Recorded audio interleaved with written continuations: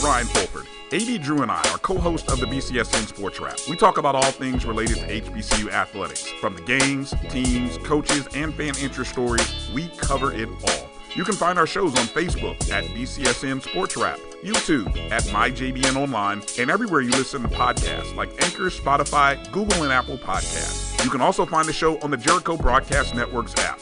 Make sure to download. We look forward to you joining the conversation and being a part of the show. That's a pretty tight spot. Watch this. Of course your Buick.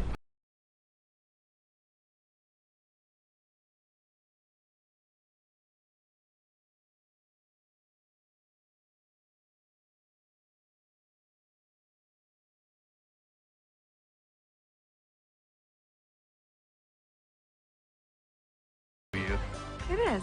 There's a Buick that fits your life, because at the heart of every Buick SUV is you. Nope.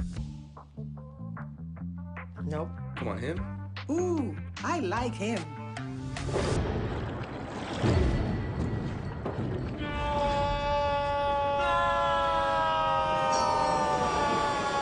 Quick, the quicker picker-upper. Bounty picks up messes quicker, and each sheet is 2 times more absorbent, so you can use less. He's an 8. He's a 9. Bounty, the quicker picker-upper. At CDW, we get speed as the new currency of success. Our team spends way too much time tending to outdated applications and software when they should be focused on driving application agility and innovation. CDW Amplify Development Services modernizes software and application development to help accelerate innovation and digital transformation. So you mean building new applications, UI, and mobile interfaces? Well, you said you needed to innovate more quickly. Oh, so he's a listener. To do more at scale, trust CDW Amplify Development Services. For 200 years, Montgomery, Alabama has been making history by people who had the courage to stand up for change. Today, this riverfront city has been reborn, embracing the past and looking forward to the future. From the National Memorial for Peace and Justice to the stage of the Alabama Shakespeare Festival, this is where history was and is made. We are proud to call Montgomery home, and together, we can be the change. If you think all pads are exactly the same, think again. This is Always Ultra Thins reinvented with the Always Triple Protection System. This pad wicks gushes 90% faster, absorbs even more so you can feel dry, and locks odors in. Rethink your pad for up to 100% leak-free and odor-free comfort with the totally reinvented Always Ultra Thins. This is always like never before. Now, you can live in Texas and not have a good red meat blend. Texas Cowboy Dust is designed for steak and other red meats. It's out to be my most popular spice blend, made with onions, peppers, ground mushrooms, pink salt, and other spices. Texas Cowboy Dust also goes great with chicken, pork, vegetables, and adds a restaurant-quality sheen to gravies and sauces.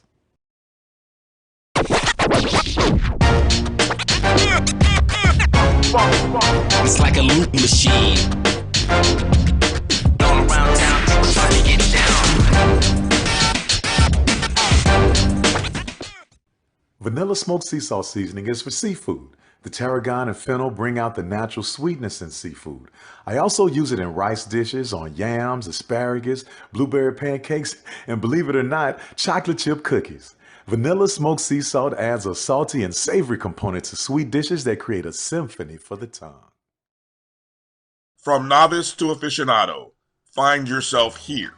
High quality cigars plus personal customer service. Slow Burn is Waco's only mobile cigar lounge, featuring a meticulous, curated collection of premium cigars. Visit our website, www.slowburnwaco.com. That's www.slowburnwaco.com. Itchy, squirmy, scratchy, family not getting clean? Get Charmin Ultra Strong. Go get 'em! It just cleans better. With a diamond weave texture, your family can use less while still getting clean. Goodbye, itchy squirm. Hello, cream bottom. We all go. Why not enjoy the go with Charmin? Bounty versus the old family dish towel. Drying with a fresh sheet of Bounty leaves your hands cleaner than a used dish towel that can carry and redistribute food residue. So ditch the dish towel for better hand hygiene. Bounty, the quicker picker-upper. From novice to aficionado, find yourself here. High-quality cigars plus personal customer service with Slow Burn. Visit our website, www.slowburnwaco.com. Slow Burn is Waco's only mobile cigar lounge featuring a meticulous, curated collection of premium cigars. It's more than a mobile lounge. It's an environment and an experience rich in history, luxury, and personality. An elegant extension of any celebration occasion. It's the perfect escape and meeting place, a space where you can relax or enjoy a shared passion. Have Slow Burn plan your next big event, or before you are planning to celebrate your win over your athletic rival, you can shop our collections at www.slowburnwaco.com. But if they want to tab, I'ma do the dab, yeah.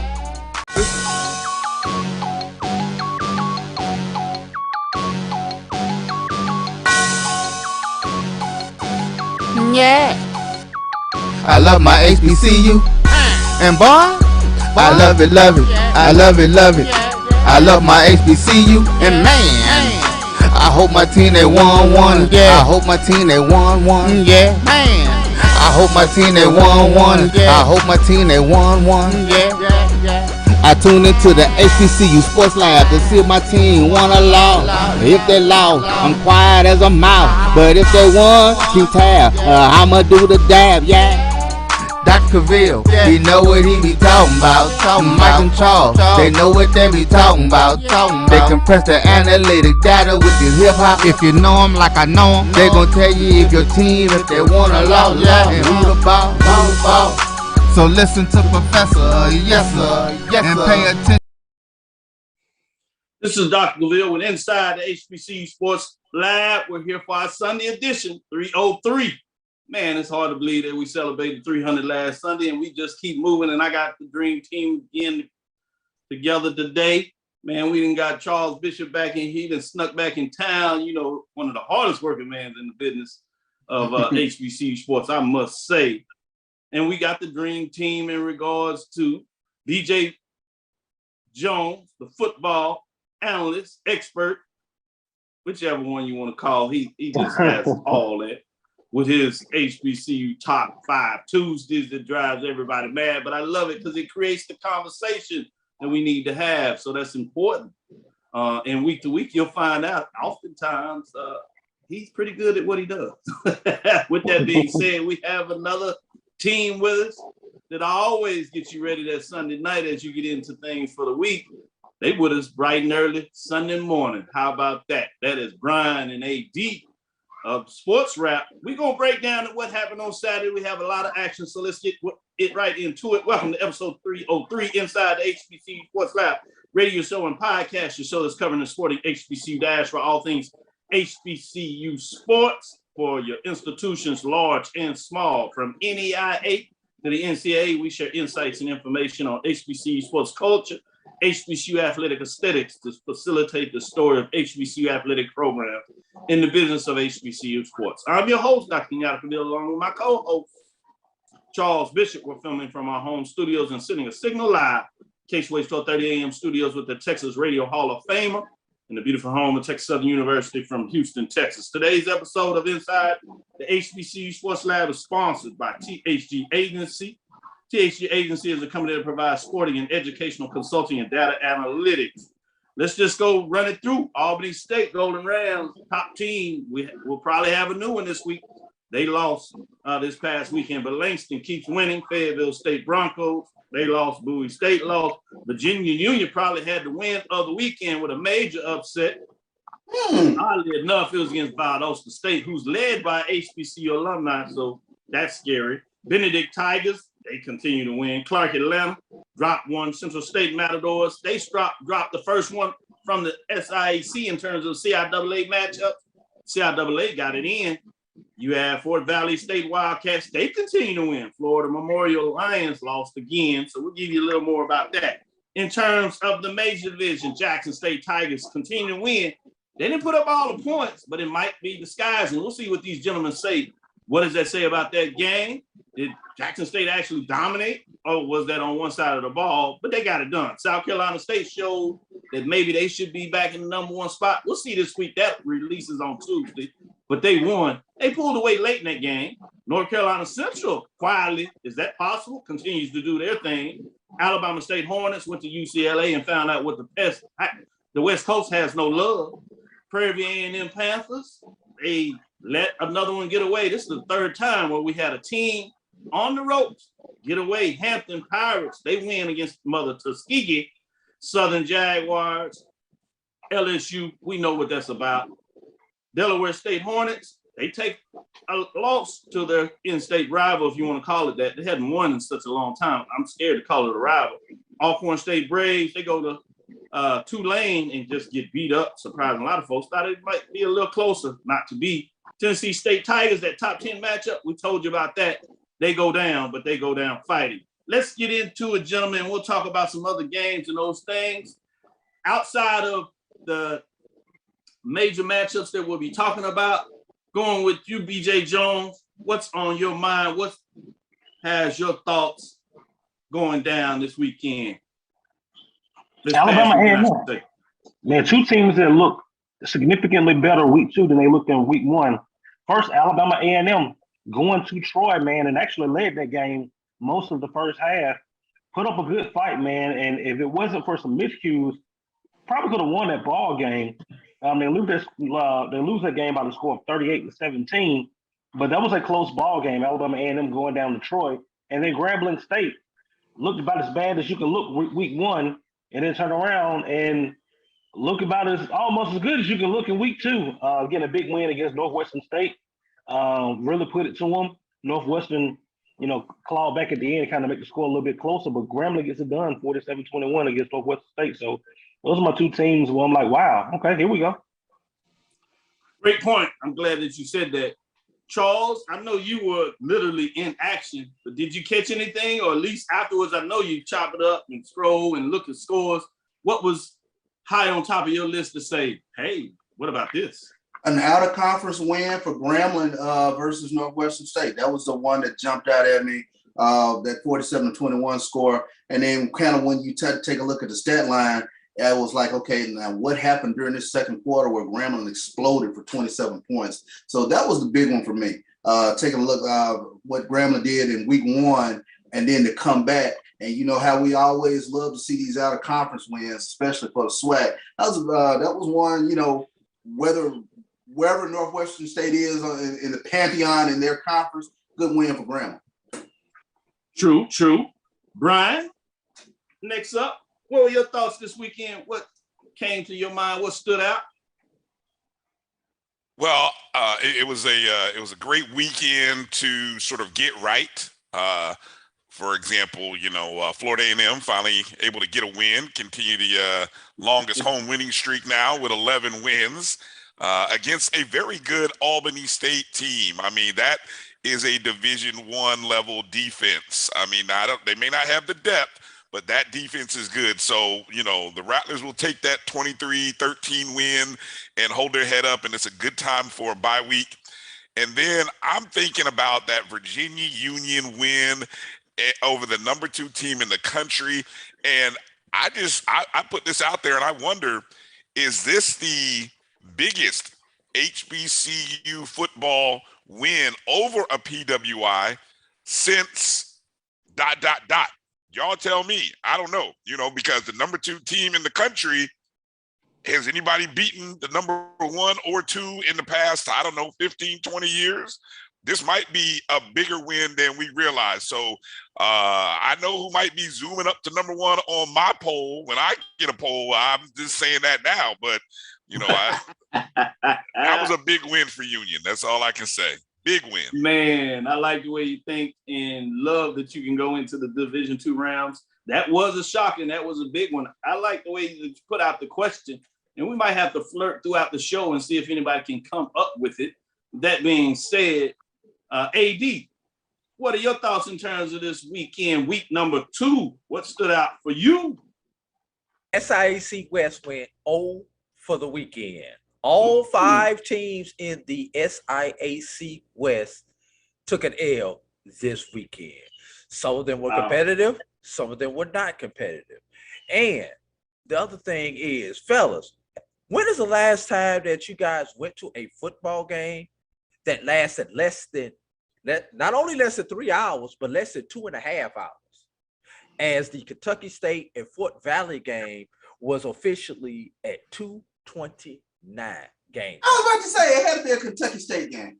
Kentucky State, Fort Valley, 2 hours and 29 minutes.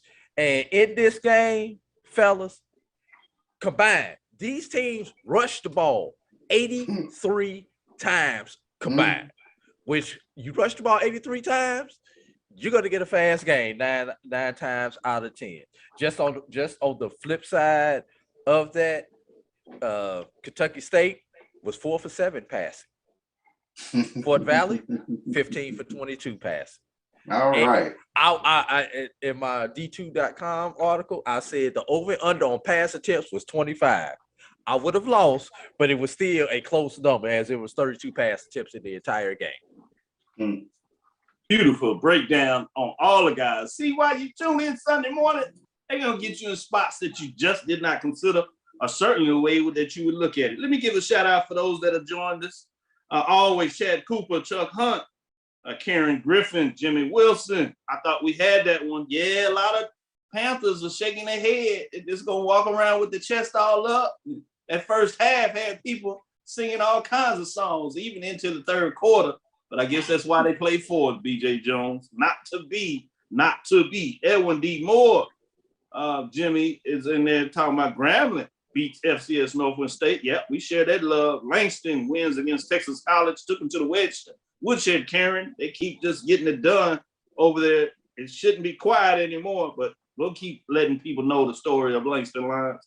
Thomas Einstein Maddox, Dwayne Martin, shout out. Anthony Mackey. Keep them coming.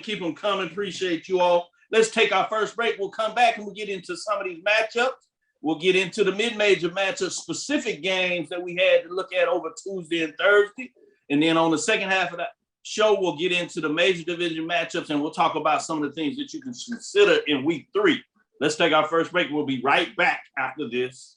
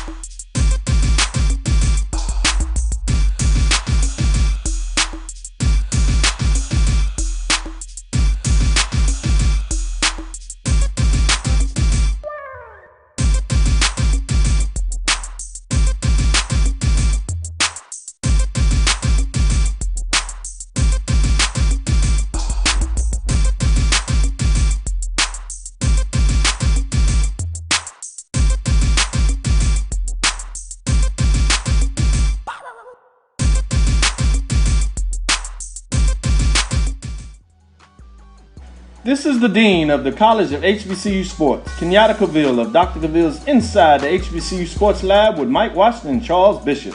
Come mix it up in the lab where the course lecture is in session every Tuesday from 6 o'clock p.m. Central Standard Time on Facebook Live, YouTube Spreaker, or the BCSN app. as we discuss all things about the HBCU sports culture, including exploring the week that was in the sporting HBCU diaspora, as well as the upcoming week of HBCU sports. With me, the Dean, the College of HBCU Sports, on Dr. Cavill's Inside HBCU Sports Lab with Mike Washington and Charles Bishop. Course lecture dismissed. Press the analytic data with your hip hop. If you know them like I know them, they gon' tell you if your team, if they wanna lose, and who the ball. So listen to Professor, yes sir, and pay attention, cause he gon' teach a lesson. This is Dr. Cavil inside the HBCU Sports Lab. Man, those breaks are nice when you get into the discussion. BJ Jones, you want to put something out there that might be beat or at least be equivalent on the FCS level? What were you saying in there about another top 10 matchup that went the HBCU way? Oh man, 2019, Wofford came into Orangeburg, South Carolina, and was defeated by the South Carolina State Bulldogs. They were ranked number 9 in the country. And the thing about that year is Wofford went on to win the SoCon, ended up going to the playoffs, and South Carolina State ended up getting snubbed out of the playoffs. Yeah, I remember that. A lot of people were not happy in the terms of the HBCU world, thinking that South Carolina State should have got in there. South Carolina State had a pretty solid year, missed out on the playoffs by a game. Missed out on the Celebration Bowl by a game, and then missed out on the playoffs after being ranked. It was crazy. Let's get into these matchups like this. Let's start with the mid-major classic game of the week. That was number 9, Fort Valley State, who goes to 2-0, 1-0 in the conference race. Kentucky State Thoroughbreds go to 0-2-0-1. You teased this out a little bit, AD Drew, in terms of the time of this game. But I'm going to go to you, Charles, first. What were your thoughts in terms of this matchup? And then we'll let Drew tie it in a bow. Yeah, I think Drew talked about the over-under on the pass attempts in this game being right at 25. And from looking at the stats, they were just over 25. Man, I would have taken that action on that. Gee whiz. But, great win for Fort Valley. And you take a look at what they were able to get done, starting off the season 2-0. So let's see if the Fort Valley Wildcats make a little noise this season over there in the SIAC. Oh, Drew, what are your thoughts outside of the time limit framework of this game? What else did you think about this matchup? Look, there are about 3 or 4 teams that have tough running games in the SIAC. Fort Valley has gone from what has been a pass first team to a rush first team, it looks like this year. Mixing Kentucky State, Albany State, and Savannah State. And watch out for Clark with their running game. Clark has a good 3-headed monster up there in Atlanta. I was at that game this past Saturday. What you may start seeing in the SIAC are some under 3-hour games. So media people, make sure that you get your breaks in early, get your obligations in early, because you may not get that extra time to get those free ad buys in on some of these SIAC games, because half your conference loves to rush the ball. So it's going to be a good contrast of style in the SIAC this year. I'm going to stick with you, Drew. I want to get a little love for the NIA, so I'm going to go with Langston over there. Number 2 in the poll. I think they might find a way to number 1. I know Brian says not so fast. He's thinking probably Virginia Union needs that spot. But anyway, they did what they're supposed to do against Texas College Steers. They go to 2-0 in terms of the conference play. And overall, they just continue to chug. Talk a little bit about the Langston Lions as they're coached by Coach Morgan. Charles knows a little bit of something about Coach Morgan, but he is just pushing what's going on. And I personally don't think this team will be denied like they were last year, how they felt late. I think they're focused, talking about another team that may be focused. We'll save that to the second half of the show. What are your thoughts in terms of Langston, AD? Well, I want to co-sign as far as the BCSN sports rap goes. We're probably, if it was just the 2 of us voting in the poll, we're going to put Virginia Union at the number 1 spot right now. No disrespect to Langston, but I can see that. I think there's an argument there. You be the top 5 team in Division II. Yeah, you're gonna get some love. But this Langston game against Texas College actually won the statistical battle when it came to total offense, having 417 versus 398. Where did Texas College lose this game? 4 INTs, 2 fumbles. So shout out to the Langston defense for being the difference in this game. You take those turnovers away, this is a very even matchup. So has Langston transformed from a team that's going to try to outscore you to a team that's going to take the ball away from you and create opportunities for their potent Langston offense? That's, as Mike Washington likes to say, that's the data point that we need to be analyzing right now when it comes to the Langston Lions. I like that. Shout out to Jimmy Wilson. Great point. He said HBCU. He thought HBCU Go did a good job with first game. Charlie Neal is better than Jay Walker. Interesting. We're going to get the challenge between the two. Hey, man, Jay Walker can't even save himself by putting on a Jackson State cap. Nah, it is what it is. Jay Walker did. Charlie Neal's a legend. He did play the game, and people may not realize Jay Walker is the play-by-play. He's not the actual announcer. There's 2 different roles. So let's compare apples to apples. But I get what you're saying with that love. And the more important point was HBCU Go. I think they did an excellent broadcast. It was good to see that you could catch it on linear television. Shout outs for that. The only thing I ask is to put up the clicker if they can do that. Score, I think we got us a winner there. But with that being said, let me go to BJ Jones and Brian Fulford in terms of looking at this mid-major CIAA matchup. It featured Elizabeth City State coming in at 0-2. Livingston Blue also with Blue Bears, I should say, coming in with a loss. And I should say Elizabeth State came in with 1 loss. They go to 0-2 as Livingston gets it done 1-1. The Blue Bears defeat Vikings in the 2022 Down East Classic 19-0, get that big CIAA win. Sticking with you, BJ Jones, what were your thoughts in terms of this matchup? Now, Livingstone was a team, man, that my people in the CIAA were talking about, man. They had positive momentum coming into the season. We talked about the blue turf. Looks like they're investing more in the athletic facilities. And they were looking to have that to reflect on the field. Livingston, they got the win. They got a big win. It's a conference win, a rivalry win. And this is how you want to start your season if you're Livingstone. You look at the back end of that schedule, man, it gets a little bit tougher for them. But they have a few games to kind of get the wheels going before they start rolling on up on some of the Bowie states and the Fayetteville states of the world. Oh, yeah. Good point. Brian, what are your thoughts?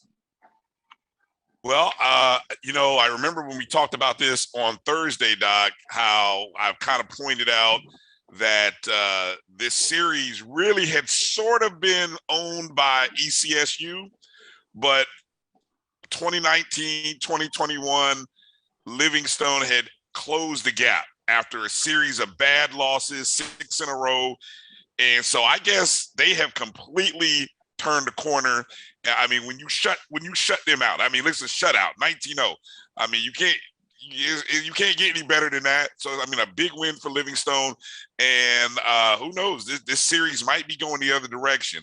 And hey, look, this is where Elizabeth City was getting their 1 to 2 wins a season. So I go back and look at the schedule, and now ECSU's got to be wondering, okay, where are we going to get number 1? Where are we going to get win number 2 at? I mean, because now that you've lost to Livingstone, Johnson C. Smith is still out there, I guess. I don't know who you're going to get that win from, but maybe Lincoln, PA.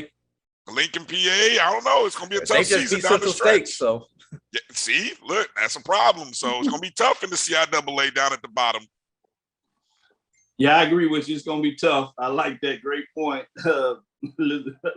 Elizabeth City straight trying to figure out where they're going to get that win. I'm going to stick with you, Brian, for the number 6 team in the mid-major. That's Benedict Tigers at Lane Dragons. I was really excited about this matchup because it was a big one, early season between the 2 divisions, teams that were looking to make a statement early, and it was Benedict Tigers that make the statement. Brian, what are your thoughts on this matchup? This was the game I was looking forward to. I felt like a separation SIAC game. I mean, I hate to say that so early in the year, but these are 2 good teams, I believe. And Drew said earlier that Texas College had 4 interceptions and 2 fumbles. Is that what you said, Drew? Yes. Okay, well, I'm going to see your 4 interceptions and 2 fumbles, and I'm going to raise you with 6 interceptions 6 fumbles and 2 interceptions by Lane. And Benedict had 3 fumbles on their own. So, look, when you turn the ball over. Is that 11, Brian? 11 turnovers? No. In total, yes. In total, okay. 11 turnovers, and Benedict wins it by 5. Now, and they get the 14-0 win. So it wasn't pretty, but, when you win the turnover battle by 5, you get a chance to walk out of there with a shutout. And so props to Benedict. And now they clearly start turning their eyes towards the season and that Albany State game coming up in mid-October. One sidebar to that. The other one to keep your eyes on. Go ahead, Drew, quick. One sidebar, that was another non-conference matchup in the SIAC, as that game did not count for either one of those teams. Just 2 conference foes getting it on. Sidebar, those drive me crazy. I know we got one coming up this week with Jackson Grammar, but still, I get it, but never mind. BJ Jones, what were your thoughts on this Benedict Tigers and Lane Dragons? Hey, remember a year ago, these were 2 teams in the SIAC that made some noise early, especially Lane. And Chennisberry going up to Benedict, they started off hot. That filtered off there at the end. So, man, this was about, who could establish themselves as a legitimate contender. And shout out to Coach Chennisberry and the Benedict Tigers, man. They got it done. They didn't get it done pretty, but at this point, man, you just want to get it done. And the biggest thing for them, man, they're 2-0, man, and sitting pretty. Now that you got to keep that and stay consistent and don't die out towards the middle and end of the season like they did a year ago. Yeah, one last thing. I'm going to throw it to you, Charles. I just want you to talk a little bit about Coach Morgan over there with the Langston. What are your thoughts in terms of what he gets done? I'd be remiss if I didn't give you a chance to kind of let the people know that don't already know. DJ Khaled said it best. All he does is win, win, win. That's what he does. You talk about building that program over there at Langston, and his name is always one of those names that pops up on these, HBCU coaching short list. Everybody recognizes what he's doing over there at Langston. He gets it done year in, year out, and they're always in the mix when you talk about a hard-nosed, smart football team that gets it done week in, week out. Great way to close out this segment. This is Dr. Bill inside the HBCU Sports Lab. We'll be right back after this second break. We'll get into the second half where it gets hot and heavy. We'll get into the major divisions and talk to some of these big games. A lot of them on television. I had my iPads out and the big screen. So, yeah, it was one of those weekends where I just got to sit back and catch it all in. I had Deuce running around trying to figure out which game he wanted to watch of the iPad. So it was fun. We'll be right back after this break. It's never too early to plant the seed, to share the tradition, and instill a sense of pride in your HBCU with your little ones. HBCU Pride and Joy Children's Boutique helps you share your school spirit with a wide selection of adorable kids' apparel and accessories officially licensed from your favorite HBCU. Visit hbcupridejoy.com and follow us on all social media at HBCU Pride Joy on Facebook and Twitter. This is Brian Fulford. A.B. Drew and I are co-hosts of the BCSN Sports Wrap. We talk about all things related to HBCU athletics. From the games, teams, coaches, and fan interest stories, we cover it all. You can find our shows on Facebook at BCSN Sports Wrap, YouTube at MyJBN Online, and everywhere you listen to podcasts like Anchor, Spotify, Google, and Apple Podcasts. You can also find the show on the Jericho Broadcast Network's app. Make sure to download. We look forward to you joining the conversation and being a part of the show.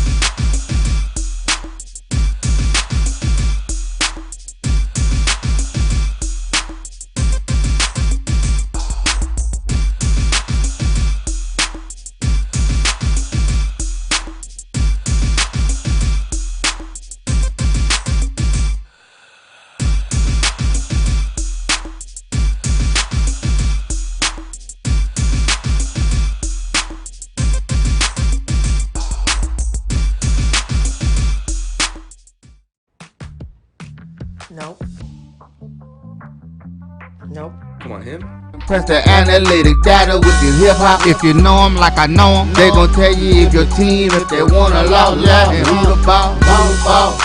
So listen to Professor, yes sir, and pay attention, cause he gon' teach a lesson. This is Dr. Bill inside the HBCU Sports Lab. Mike Washington is out on assignment, so we have none other than Charles Bishop, Brian Fulford, A.D. Drew, and B.J. Jones giving us some updates on what took place on Saturday. Week 2, man, I'm scared, man. It's going by too fast. It's going by too fast. You wait for it, and then when it hits, it rolls. But we're ready for it.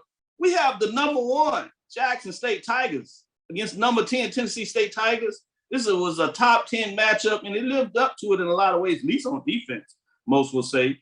Jackson State moves to 2-0. They get it done as Tennessee State falls to 0-2, probably one of the better 0-2 teams out there, if there's such a thing. I'll leave that to the gurus. We'll start with Charles Bishop. Go ahead and tell me, you were on the sidelines, sneak in a couple of films of the halftime show. I appreciate that because I already know who I'm selecting, who won that. Oh, Tennessee State. I mean, they come in, they take the 0-0. I tell everybody that already. But we'll debut that band marching sport on Friday. We had a couple of those this year. Last week it was FAMU and the Marching 100 taking the 00s. I don't know what's up with Jackson State Band, the Sonic Boom, but they look like they coming out of vengeance. I know they were ranked 2 last year with Southern getting it done, but I heard the football team was hungry. It also sounds like the band is hungry too. But Charles, talk about the game. Yeah, I mean, I think when you take a look at this game, first and foremost, you take your hats off Tennessee State's defense.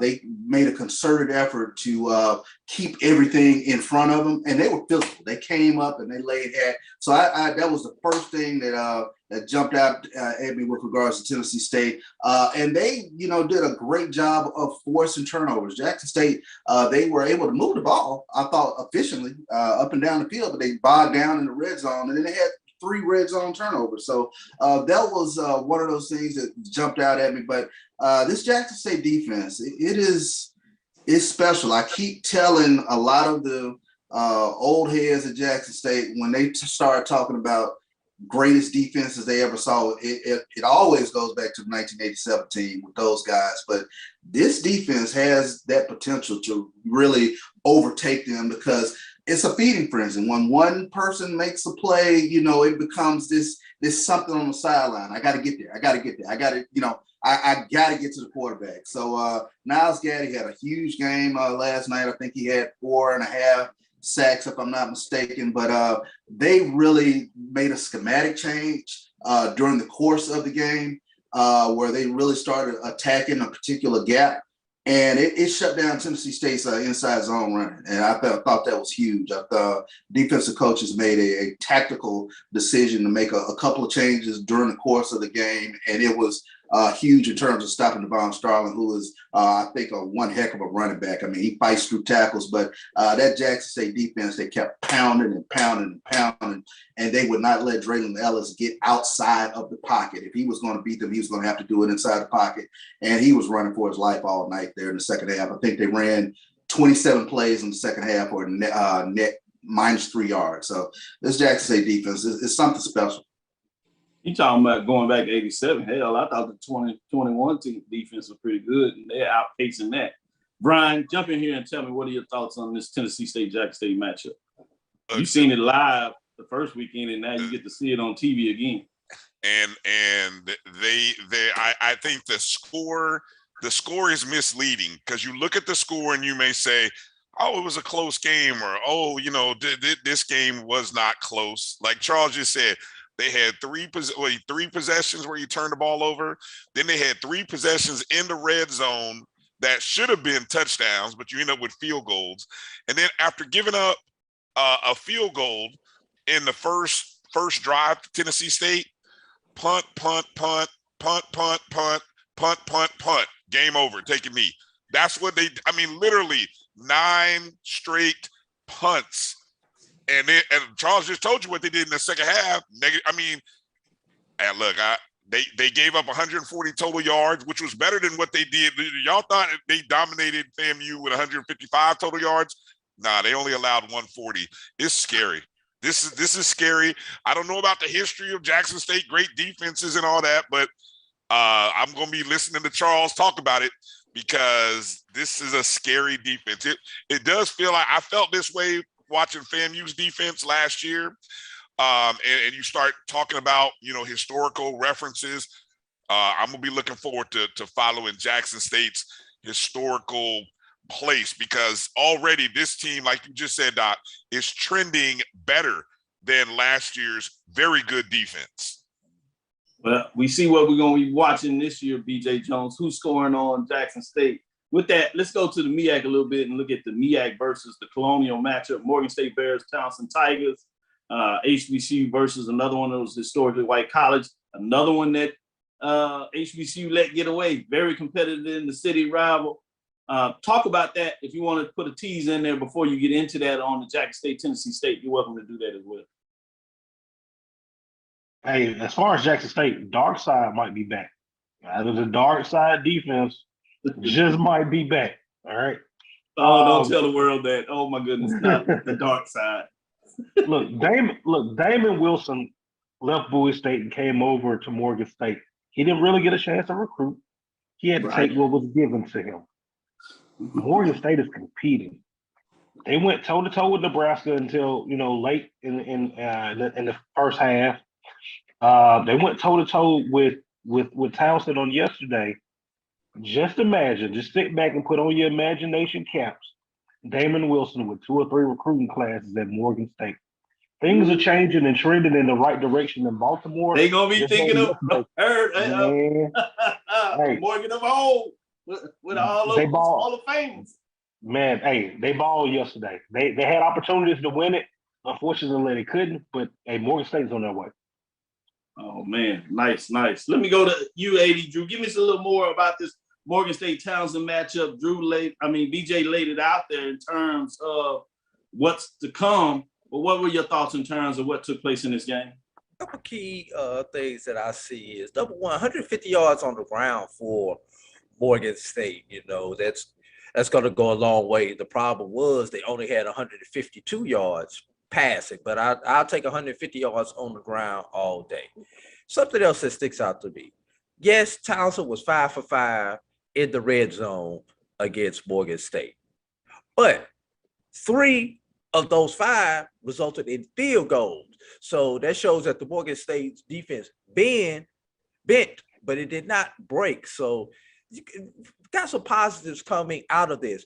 5 for 11 on third down. Also another positive. Anytime you can get around 45, 50% on third down, that is something that will keep you competitive. So, yeah, like BJ said, he's playing with house money. These were the cards that were dealt to him. So, it's like when you're playing spades. I could work this. I could pull you 3 or 4 out of this. You don't have a Boston, but I could pull you some books if somebody else plays their cards right. That's what this Morgan State team is. They're going to pull you some books when it comes to them. Yeah, they're going to call somebody a championship in the MEAC. That's what you're basically saying. They cause you enough not to get your bid. Championship that is right there looking for it and think they're in position. They're going to go down to Morgan State Bears and they're going to be like, what if on the season? I'm going to stick with you, Drew, because I want to get into Daytona Beach, Florida. Number 2 South Carolina State Bulldogs at Bethune-Cookman Wildcats. They didn't look too good as they went down to Central Florida. That was the FBS program, and you all tried to tell everybody that. But slow to start, maybe. Commanded that team. Defense of South Carolina State does what they do, make some plays on offense. Shaq Davis came in late to get the big play and just pull it away in the second half. Generally what I saw, but I want to know specifically, Bulldogs road to road win over Wildcats 33-9. What did you see in that matchup, AD Drew? I saw some disappointment. I thought Bethune had a good shot to beat South Carolina State, especially at home, coming off. Look, they actually performed decently against University of Miami last week, especially when you compare what South Carolina State did last week. Bethune had the better performance. So I thought they would be able to take that momentum and garner that into a victory. But not so fast, my brother. The MEAC still is showing that it can beat the SWAC, and South Carolina State beats another SWAC team. So just one of those things that kind of shocked me. And it's not only the fact that they won, but they really dominated the game, it appears. So for what, 4 turnovers, 4 interceptions by Bethune? Yeah, that South Carolina State defense is back. They and that's how Buddy Pugh likes to win. He's going to win defensively, run the ball, throw the ball up to Shaq Davis once we get it close. He's taller than everybody else. He's got better hands than everybody else. Let him catch the ball down there in the red zone. South Carolina State has the formula. That was the formula and the recipe. I wondered if anybody noticed. I gave a little love to the MEAC. I got my MEAC shirt. It's 1-1 on the season. The next matchup will feature South Carolina State and FAMU for the third one. So it'll be interesting to see how that goes as we get into it. Brian, sticking with you, a little more about this Daytona Beach, South Carolina State, Bethune Cookman matchup. What's your thoughts on this before we go into our last major division game out of the SWAC, which ended up being a out of the conference game? What were your thoughts in terms of the Bulldogs and the Wildcats? Well, listening to Drew, he must have forgot he picked South Carolina State in our show. He's all sympathetic to Bethune. I'm the one that picked Bethune. I'm the one that put myself out there. My only loss of the weekend was Bethune, right? Come on now. Right. So, look, I mean, that's the first – look, this 6 of the last 7 times that these two teams have played have all been one-score games.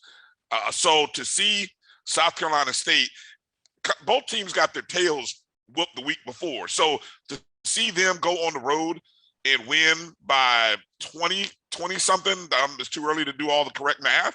That's pretty impressive. BJ Davis, look, we haven't heard that name in a minute. 5 tackles, but he also had, 2 interceptions, had a 57-yard touchdown. So, look, he had a 57-yard return, and then he had a 40-something yard. He had like 94 yards on 2 returns. He thought he was playing offense, wide receiver or something. Running back, I'm telling you, he's making a play for let me see what conference they are. The MEAC Defensive Player of the Week. I had to remember what conference. I almost said SWAT, but that might go to somebody else.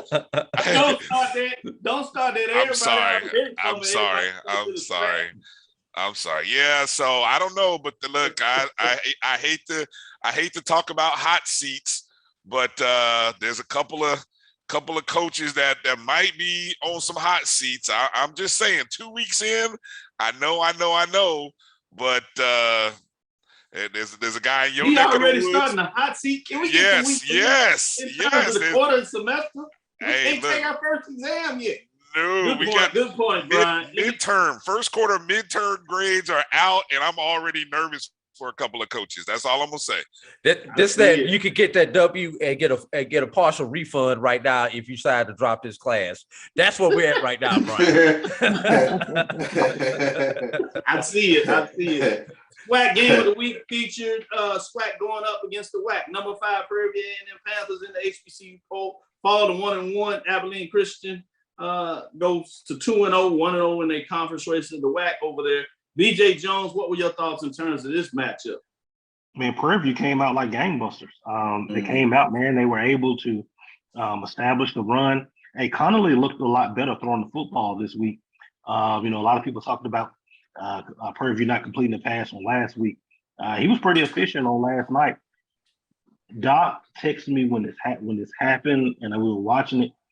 That decision to go for it instead of kicking the field goal to take the points flipped the entire momentum of this game. And from that point on, it's like Prairie View was almost playing catch up. And Abilene and Christian pulled it out, man. But if you're Prairie View, man, you're thinking coulda, woulda, shoulda. So, yeah.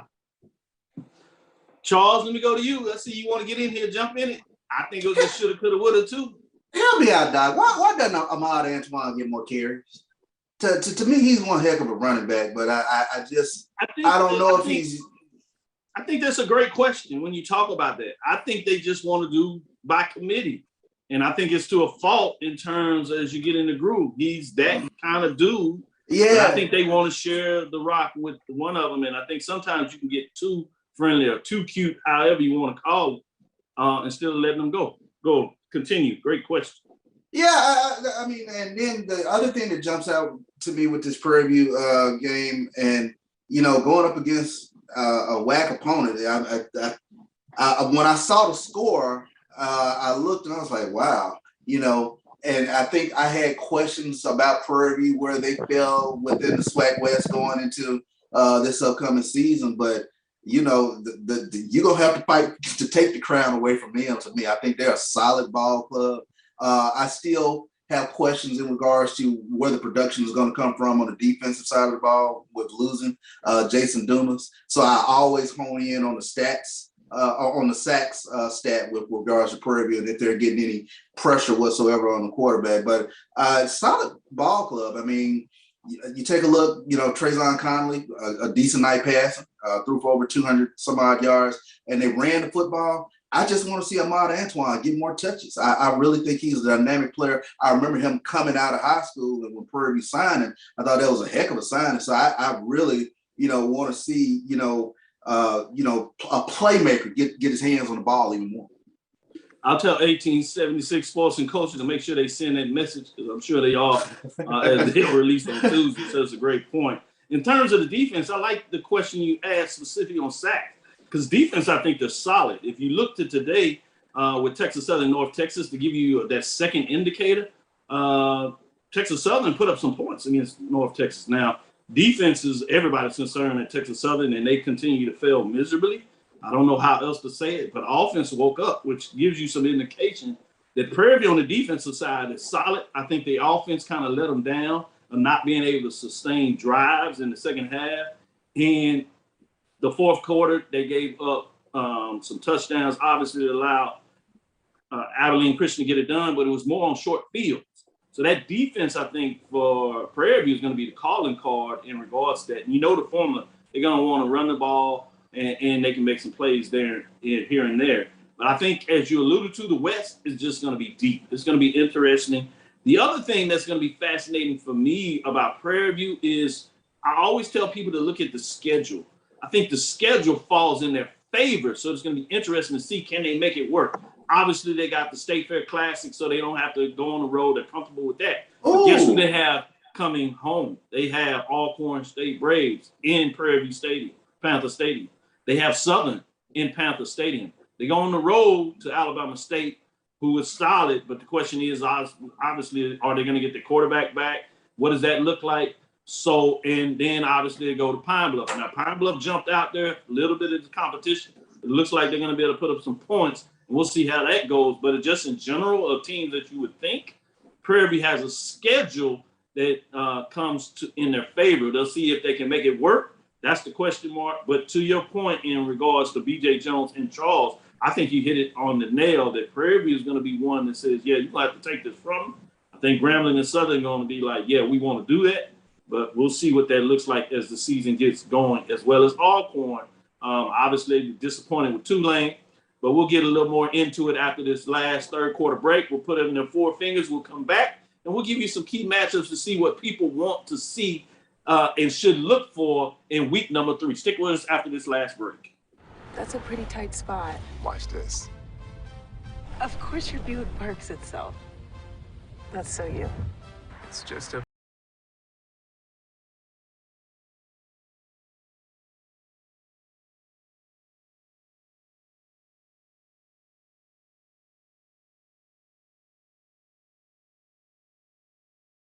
you. It is. There's a Buick that fits your life, because at the heart of every Buick SUV is you. Nope. Nope. Come on, him? Ooh, I like him.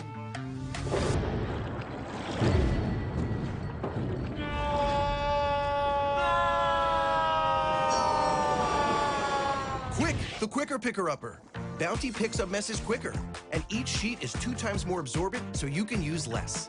He's an 8. He's a 9. Bounty, the quicker picker-upper.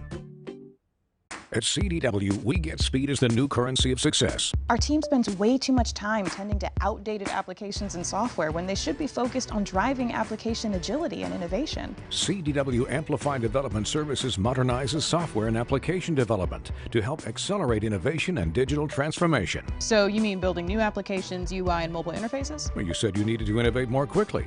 Oh, so he's a listener. To do more at scale, trust CDW Amplified Development Services. Press the analytic data with your hip hop. If you know them like I know them, they gon' tell you if your team, if they wanna lose, and who the ball. So listen to Professor, yes sir, and pay attention, cause he gon' teach a lesson. This is Dr. Cavil. Inside HBCU Sports Lab, we'll go into week 3 already. It's time for week 3. Some things are starting to turn. We hadn't really got into the conference matchups. But some of these non-conference games have been interesting. We'll see what's going on. As we get into it, BJ Jones, what should the people be watching in your eyes in week number 3? What do you got on the top of the list? Man, conference opener for Southern, taking on Texas Southern. Remember a year ago in Arlington, Texas Southern did the unthinkable. They ended a 2-year conference losing streak and defeated Southern. Southern, coming off that loss to LSU, we know what that's about.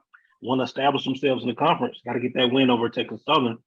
And then, hey, Jackson State and Grambling. We've been hearing about this game, man. Deion Sanders and Hugh Jackson. Just how improved is Grambling? We'll be able to see that on next week. I like the way you think. One is a conference game, and one of those is those non-conference conference games featuring 2 big-time coaches. Man, you're talking about the top 3 games on the schedule for Jackson State. Wow. With that being said, let me go to you, Brian. What matchups are you looking at this weekend? I'm going to start with my home, my second home, or so to speak, the Battle of the Bay, featuring Hampton and Norfolk State. Here's Hampton, that's now sitting at 2-0. Norfolk State, they have been beaten badly 2 weeks in a row. First by Marshall, then to James Madison. The rears are a little sore. Nothing would rejuvenate the fan base like a win over an unbeaten rival.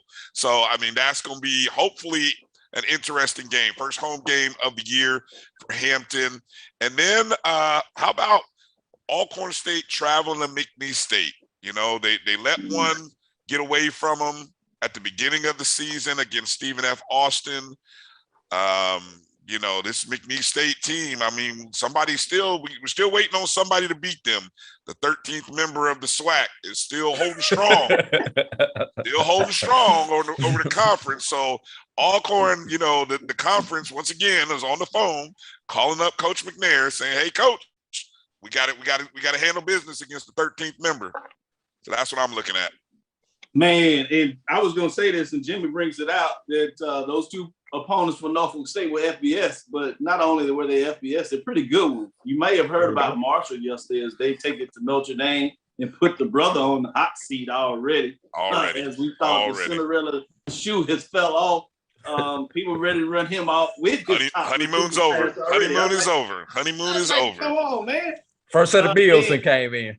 And we know James Madison, as they moved up, that they are very solid FBS in the Sun Belt. And credit to the Sun Belt in terms of the wins they got. You know, I know they're not HBCU, but that's the conference when we talk about SWAC moving from FCS to FBS. That's the one you seem to look at.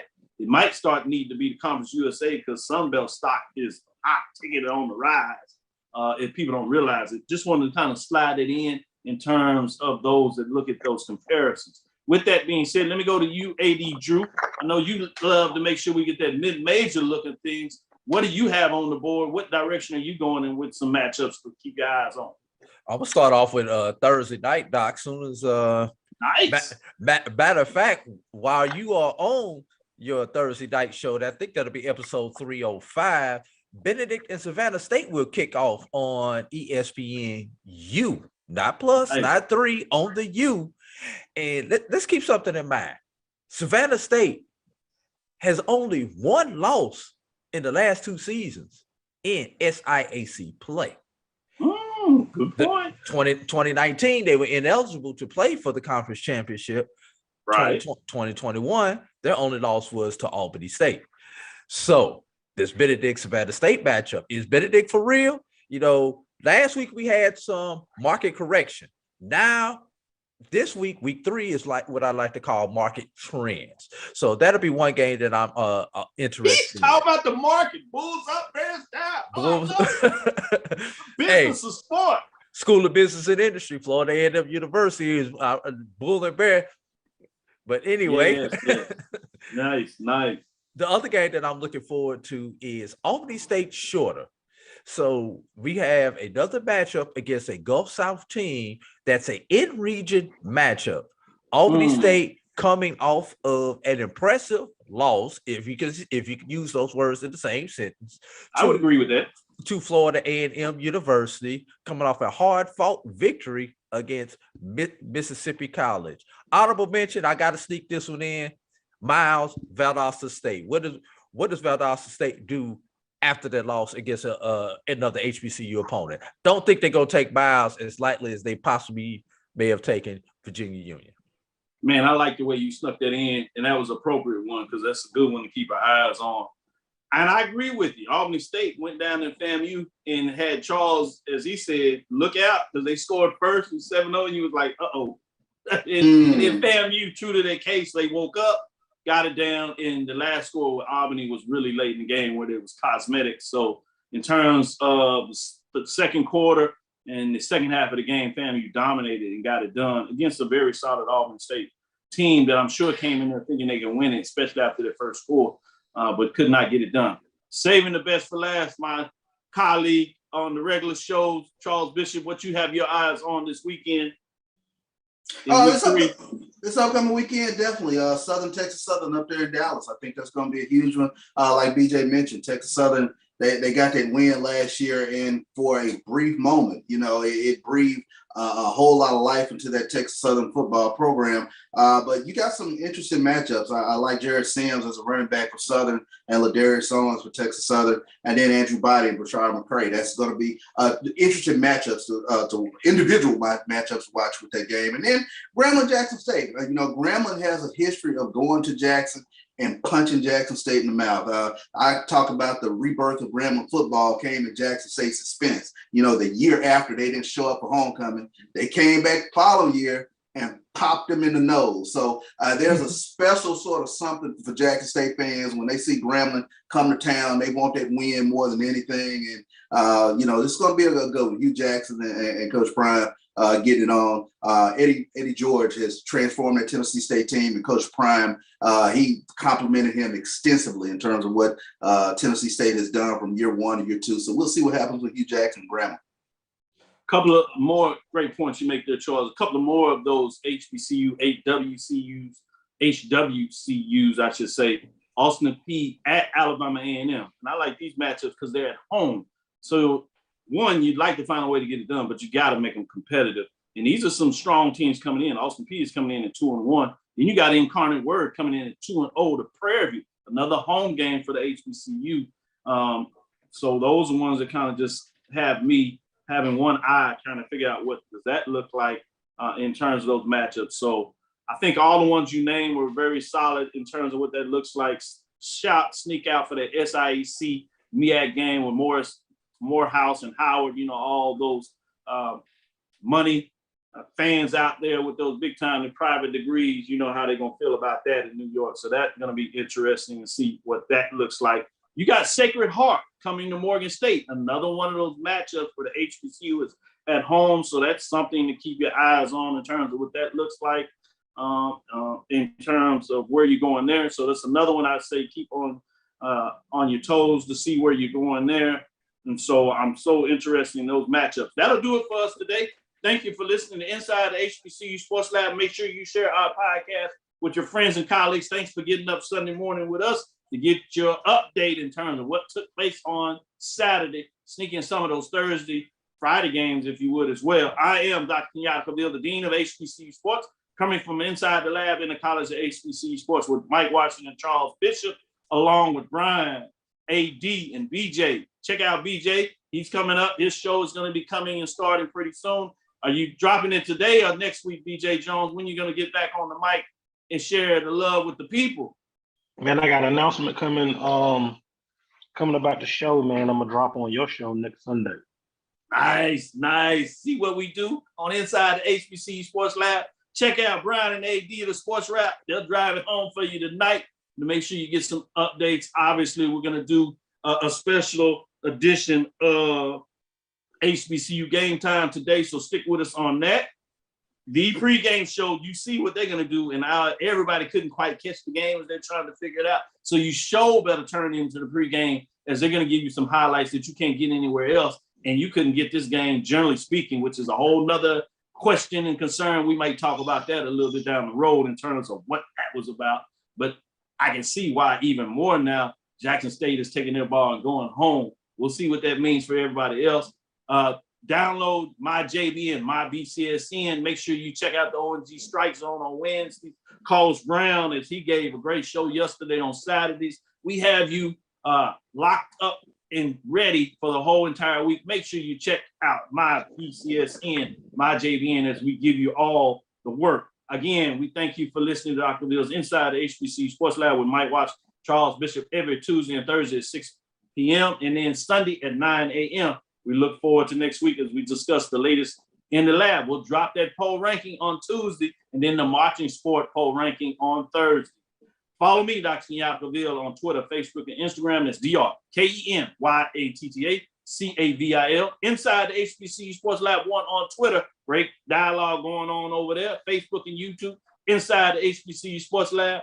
I broke down some of the conversation about why this game, the Classic game, was not on television. So go check that out. And then I was a guest lecturer at the University of Texas. I dropped some pictures in terms of how that went down, and I showed up and showed out as I talked about the other side of the track, looking into the Dion Prime effect. Gave you some information there. I'll be bringing more and more of that. Dream big, continue to move forward. We will talk with you soon. Charles? Horse. Brian? Lecture. AG?